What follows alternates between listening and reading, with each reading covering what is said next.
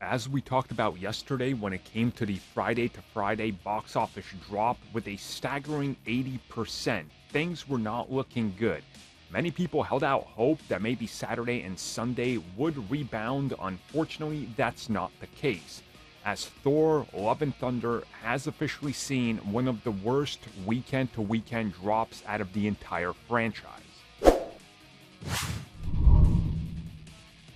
So Thor: Love and Thunder on its second weekend is seeing a return of 46 million at the box office.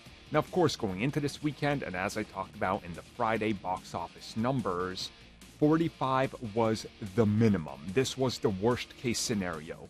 People were expecting 50, 55 on the high end. The numbers are coming in at 46 million. It's just 1 million above the lowest end estimate.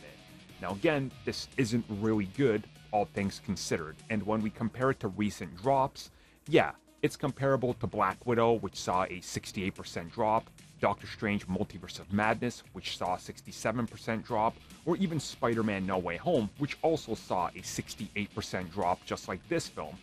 But those other films, outside of Black Widow, because that released on Disney Plus and all that, it doesn't count, those other films made way more in their opening weekend, and again, were almost, in some cases, double what this film has made in its second weekend.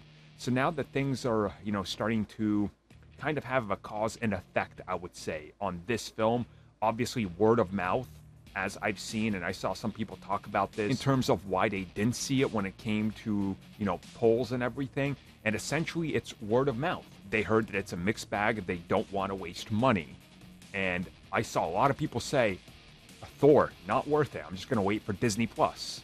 So I think there's honestly a lot of reasons here. And again, I'm not trying to make excuses for the film. It's not particularly one of my favorites. We just had a long discussion on it when it came to the recent podcast, and we all kind of weigh in on it. We had two guests on it, and we kind of go at it at all angles.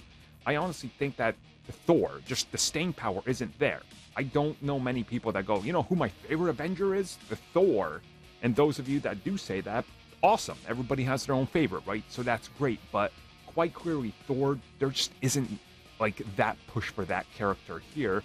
And I think the shortcomings and downfall of this film and why it's not living up to the rest of the franchise, even comparable to some of the previous Thor films in terms of drop percentages, is going to be something that's discussed by, the end of the year, where we're going to look at these numbers and go, well, what exactly did it do in terms of profit? And again, that's going to be a major discussion. I think the third weekend coming up is going to be a really big deciding factor whether this thing has any chance at even living up to Thor Ragnarok. Because at this pace, it might not even do 20 million on its third weekend. You compare that to some of the other films and how big of a drop they took, it's looking pretty bad.